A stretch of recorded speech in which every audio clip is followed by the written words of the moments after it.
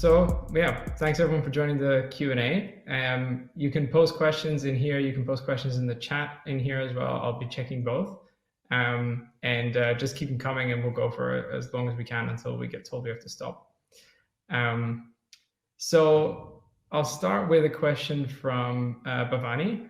And she asked, have we ever envisioned a family of chatbots talking to each other? Is there research going on in this area? I've no doubt that there's a lot of research going on in this area. I'm not terribly familiar with that part of the literature. I think it could make a lot of sense, especially in the context of a large company, of an enterprise, where you might have multiple assistants kind of working together to coordinate some more complicated process, right? I think all of those things are very early. I think people are experimenting with that, but I think that's still a bit of a ways away before that really works reliably. We also have a question from Bahul Gauri. It says, hi, what are some of the ideas you guys are positive about on applied NLP research front, which could take us to level 4 and level 5 assistance? Great question. There are lots of things I'm interested in. I mean, one thing we've seen in the last few years is that embeddings and the way we represent language, the way we convert words and sentences into numerical representations, oftentimes has a much bigger impact on how well things like language understanding perform than on like the details of the neural network that you use them with. And so, some research I was very excited about last year was a model called Convert, which is a retrieval model trained on Reddit and is like a very condensed, very compressed representation. But we showed that it really captures some interesting properties of dialogue that you wouldn't capture in normal word embedding. So I think thinking about sources of language representation that aren't just prose, that aren't just large amounts of text, Wikipedia, things like that, more informal language is really interesting. I think lots of interesting work on multimodal conversational AI, so mixing vision and video processing together with audio. I think once you really want to do voice beyond just chat, all sorts of interesting things start to happen, because you also have to think about turn taking and interrupting people and all of that kind of stuff. And something that I think has been well, maybe not addressed enough, or we haven't got good enough solutions for yet, is evaluation. So evaluating the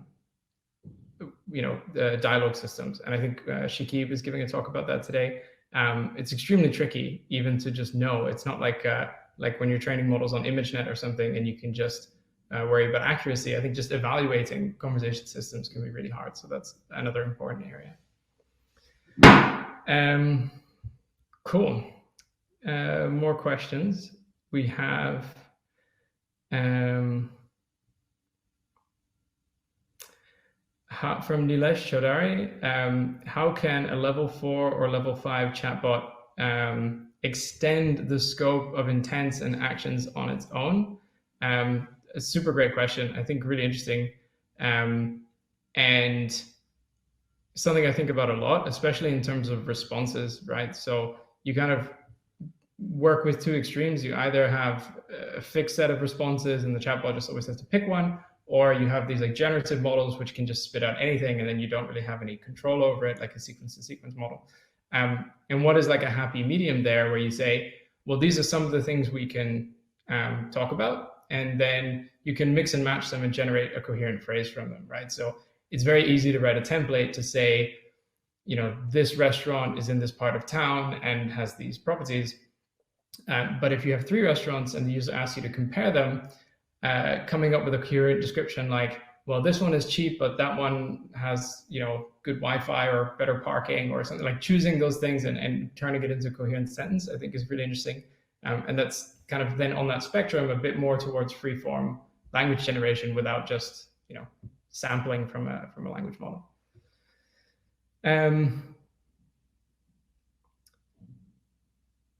Do you think, from Amog, hi Amog, do you think simulating human users, say using reinforcement learning, will ever be a feasible alternative to human evaluation?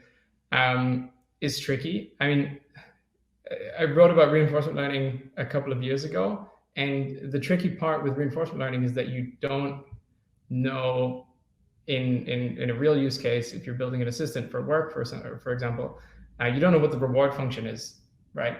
And so people do training against a simulated user, but then your user simulator is also very limited, right? You just kind of imagine what a user might do, so it's kind of limited by your imagination and not nearly as freeform as what a real user will do. So I don't think it's a replacement at all. I haven't seen a lot of work on user simulation in a while, so I'm not sure when that will get picked up again, or if anyone's really still working on it. I think evaluation is tricky, and in the CDD blog post, I talk a little bit about evaluation. I think a lot of the times, the things that indicate the success or failure of a conversation actually happen outside of the conversation, right? So if a user talks to customer service and they don't come back within 24 hours, that's a pretty decent proxy that you probably helped them, or you maybe helped them, right? And so that you can't determine that just from looking at the set of messages in the conversation, right? You can only determine that if you have some outside knowledge. So I think outside knowledge is a really important piece for evaluating conversation success.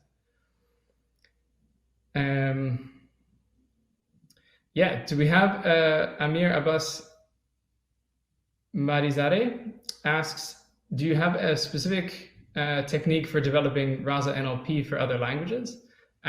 So very excited about the new diet architecture, which many of you will know if you're using Rasa. It's been used in a whole bunch of different languages already. I know it does very well for Thai. We just got some state-of-the-art results on a Thai NLU dataset. I've seen it used for Afrikaans, Lithuanian, a whole bunch of different things. Generally, we try and make the algorithms as language agnostic as possible, because we have such a global community, and people want to use Rasa for all sorts of languages.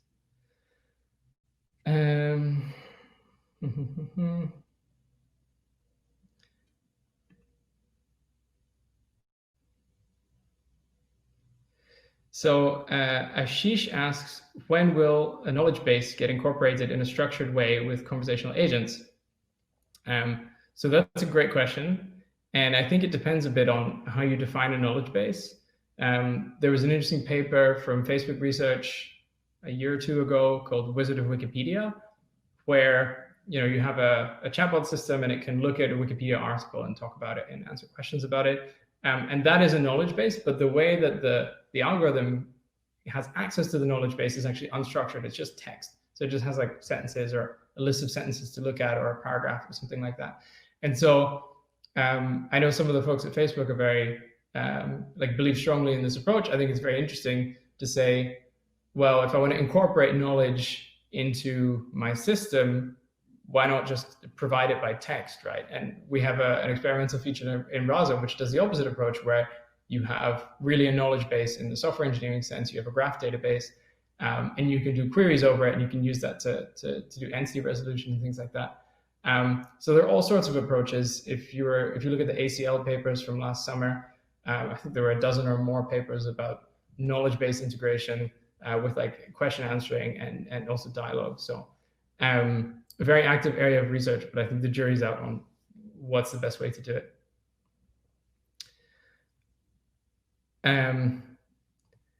Saley Mule asks, you mentioned about powerful tools which can be used by developers for doing CDD. So I'm sure there are others, but for working with Rasa, we have Rasa open source, which is the open source framework. And then we have a free product called Rasa X, which is a tool for doing CDD. So Rasa X is really there for reviewing conversations, figuring out what's going well, improving your NLU model over time, improving your core model over time, all those things. We have Chirag Jain asks, what would a level 4 or level 5 assistant dataset look like? What metrics should the system optimize? I think the metrics that the system should optimize, kind of as I hinted at before, it's really user success, right? How many users are you helping, and how happy are they at the end of it? Because you can optimize your intent classifier until you get 0.99 F1, but if your dialogue system's no good and users aren't happy, then it doesn't help, right? And so it's easy to get caught up in metrics and just focus on that, but it's I think more interesting to think about how many people are you actually helping. So it's kind of that external signal.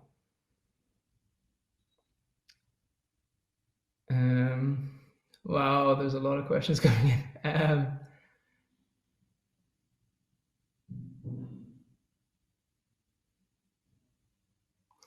Joel asked a great question. Joel Fisher asks, from your perspective, how do the 5 levels help conversational UI and I guess voice UI designers and developers practically? I think it starts a conversation, right, where we can say, okay, well, especially from the developer perspective, right, which parts of the CDD process can we automate? So rather than looking at all the messages and all the NLU predictions, can we be smart about which messages are likely to really improve my model, right? Can we be smart about which conversations do we review because these really contain something new, or these contain like a very common failure pattern, or all of that kind of stuff.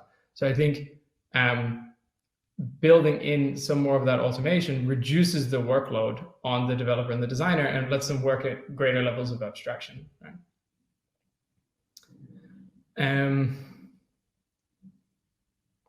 Mark Ryan says, does Facebook open sourcing Blender present a challenge or opportunity for the browser community? 100%, it's an opportunity. It's really cool.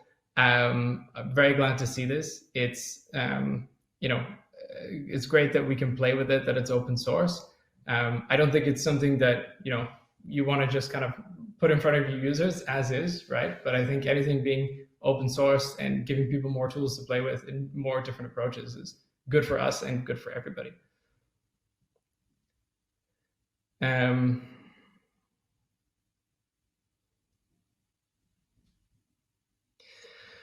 Saravanan asks, at level 3, you have to stop relying on intents or overcome the limitations on mapping intents. How is browser progressing towards that challenge? It's a great question. So Evgenia, who I think is here today at the L3-AI conference as well, if you can catch her somewhere, has been doing lots of really interesting work on end-to-end learning with Rasa, where you don't actually have intent or intent labels, and then mixing and matching those things, right? So, this is still in the experimental phase, but the idea being that you can have a mix of stories, some of which have the intent in there and some of which have the actual user message in there, and seeing, well, maybe you don't always have to have an intent, and browser can still just learn what to do next. Results look very promising, so if you want to try it out, get in touch and we can, or you can just look around on the branches on GitHub and try it out for yourself.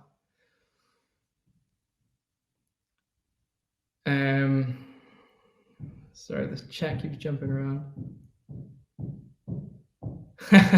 Okay, we're getting questions. Tell us some news about Rasa 2.0. We don't have an exact date for when it will be released, but we're working on many things. So if you check it out in the forum, we've had a thread going about the data format. We want to update the data format and kind of unify it, because currently we have a kind of mix of things. Stories, NLU, config, they're all a little different, and we're trying to simplify those things and also enable things like what I just talked about, where you kind of have a mix of end-to-end and kind of intent-based stories. And so that's kind of a bigger discussion that we're working on. Roughly, we're hoping to have Rasa 2.0 out this summer. I can't give you an exact date yet, of course. But the training formats will change. That's kind of a big piece. We're trying to make it easier to get started. So make it easier to build sort of very simple things and then build up from there. Kind of starting off with just a very basic bot that does a few things, and then so you don't have to learn so many things. So we're trying to unify a bunch of things like memoization policy and mapping policy and all those things to kind of into a simpler way of handling those things. And we'll definitely be wanting people to test, do an alpha test of the Rasa 2.0, Rasa open source 2.0 release. So we'll share some material around that, but we definitely want people to sort of crash test it and tell us what's not working over the next couple of months.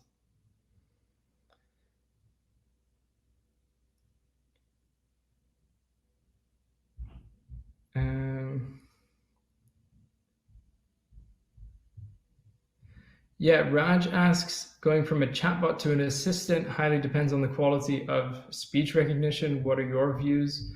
My views, I agree.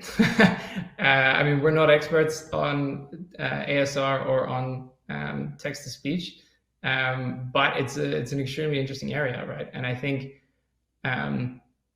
it presents all sorts of challenges, right? I mean, we have a cool project on our blog. You can check out where we use Mozilla Deep Speech for the speech to text and text to speech. And then you have Rasa in the middle, having the assistant, but that still assumes you have a very neat, like, turn-taking model, right? So, like, person says something and then they wait for a response. Whereas if you want to actually dynamically interact with something, if you listen to people speak, they interrupt, they hesitate, they backtrack, they backchannel, make lots of weird noises. And so there are all sorts of things about having, you have a different sense of time when you have a real sort of voice assistant, which is a whole different challenge, and doesn't come up if you're just building for Alexa or Google Home or something like that, because that's kind of all done for you by the platform. Nilesh asks, what are some Rasa enterprise features that are not available in open source? So the general approach we have is that the features that go into Rasa Enterprise and that you pay for are things that you need if you're an enterprise and you're a large organization, right? So if you have organizational complexity, you have different teammates who need different permissions and roles. You need different reporting functionality. You have extra security restrictions.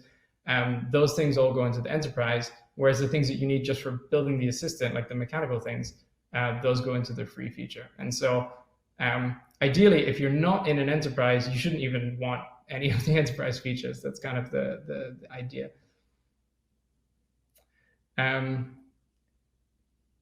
Sonas asks, are multi-agent architectures possible inside Rasa? Yes, they are, but they're probably not the thing you want to do. So go listen to Akila's talk later today. It's called Metabots and why they're probably not the answer to your problem.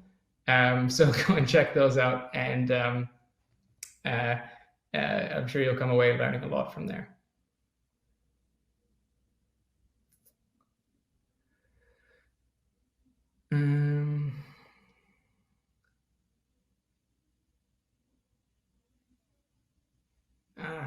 It keeps jumping to the bottom when I try to scroll up.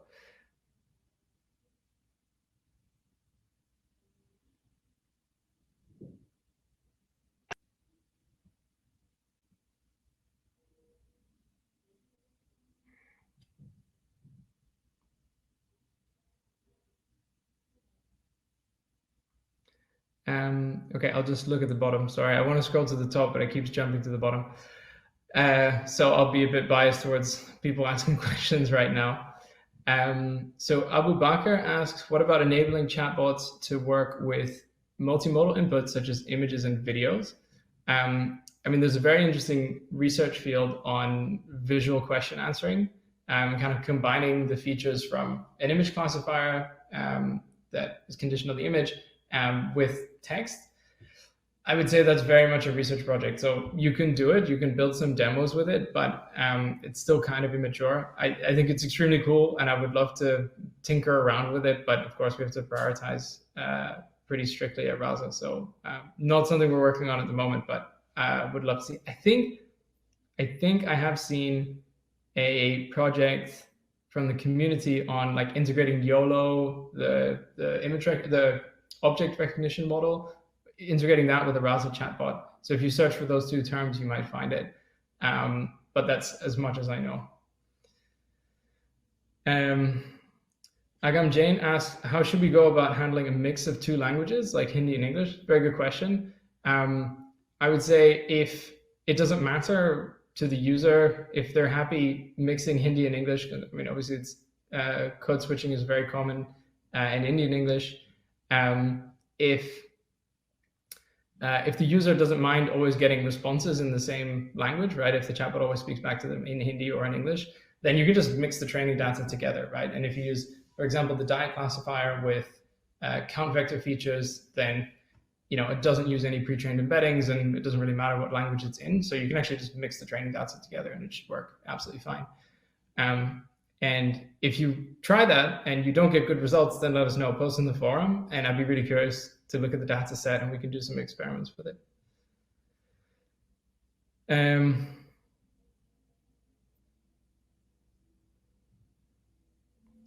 Pablo Romano asks, is there any advice for chatbots that are fed real-time ASR transcriptions, and how sensitive does the chatbot need to be to transcription errors? It depends. So a lot of intent classification data sets are kind of easily solvable just by spotting some keywords. So it depends on how tricky the set of intents is that you have. If you have kind of very rigid, clearly defined intents and there's really just a couple of keywords you need to spot, then so long as you get those right, it should be fine. Of course, if you have more sophisticated system, then you're going to be more sensitive to those errors. But again, ultimately, you can just feed those errors through into your NLU model, right? So I remember going to a talk by I think it was a large bank, and they kept getting ASR errors when somebody said save report, that it came out as savory pork. And so they just added savory pork to their NLU data as an example, and then it was fine because the NLU system would classify it correctly. So you can do workarounds. Oh, and Shazad said, yes, we've used mixed language with supervised embeddings / diet, and it works fine. So thanks for chiming in. That's great to hear.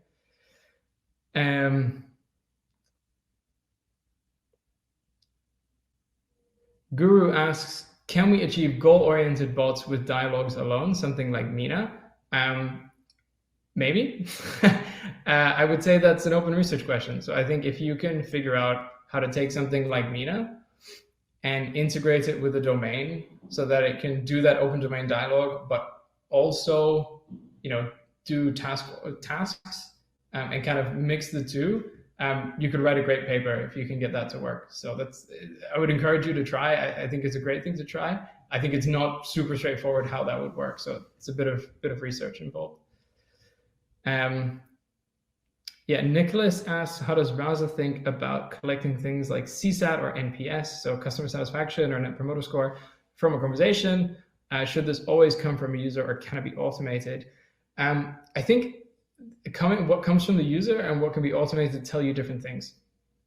So if you're on a platform, right, like you have a mobile app and people are chatting in the mobile app, and you can see that the user takes some action after you do them and that indicates success, then that's great, and that's kind of objective, right?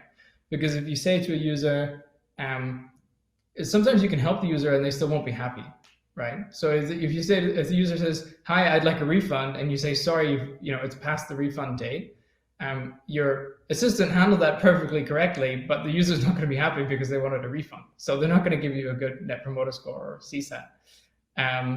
And so, yeah, they tell you different things, right? And both are important. Ashwin Kane asks, what about optimizing models? Well, I presume that probably means things like finding good hyperparameters for your diet model. So we have a repo called NLU Hyperopt, which you can find on GitHub, which gives you a setup for just running a bunch of experiments and finding the best parameters for your NLU model. But there are also things that are a bit harder to automate, right? Sometimes the biggest improvement to your model is just like merging two intents into one, because they really don't need to be two different intents. Sometimes, there can be many different things. So there's still a bit of an art involved. We have some tools in Rasa for doing that, though. So if you go to the Rasa open source docs and you look under testing, you can do things like cross-validation. You can, plot confusion matrices. You can do all sorts of things to see how your model is performing and where things are going well.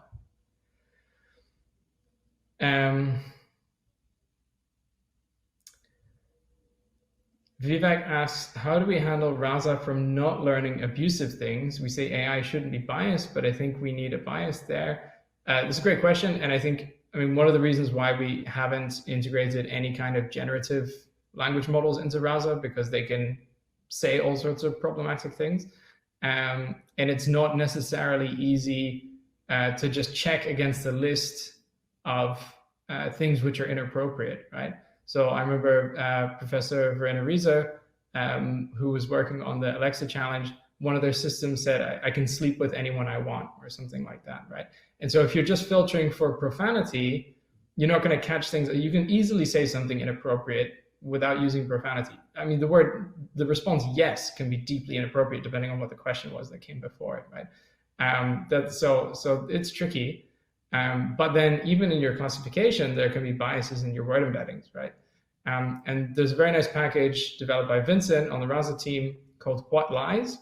If you check that out on GitHub, it gives you all sorts of nice tools for inspecting word embeddings and like looking out for these kinds of biases. So check that out as well. It's called What Lies. Agam asks, in Rasa-powered voice bots, will Rasa be able to handle speech nuances like elaborating questions and affirmations? I'm not sure I fully understand the question. I would say that affirmations, acknowledgements, and things like that would just get transcribed to some kind of text and would just be handled normally. But if the user says that, just backchanneling in the middle of your utterance, then that can be tricky. Ashwin asks, can we have a GUI to create intents, training phrases, and stories? I mean, you can, and you do, and it's free, and it's called Rasa X. So just download it and play with it. It's all in there. William asked, do you get any inspiration from cognitive sciences when architecting Rasa? Personally, not so much. There are some people on the Rasa research team who have much more of a background in cognitive science or know at least a little bit about neuroscience. I know absolutely nothing about neuroscience. So I wouldn't claim any inspiration myself. But of course, there are many people at Rasa who contribute different things. And so they can answer for themselves.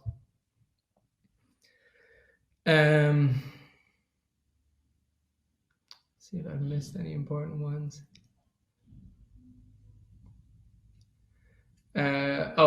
Anas asks, is there a way to do bare bones analytics in Rasa open source? I know it's a feature of enterprise. Let me know what you want to see, and we'll see if we can put it in. I'm very curious to know what things people are interested in tracking and what they'd like to know about. So send that over.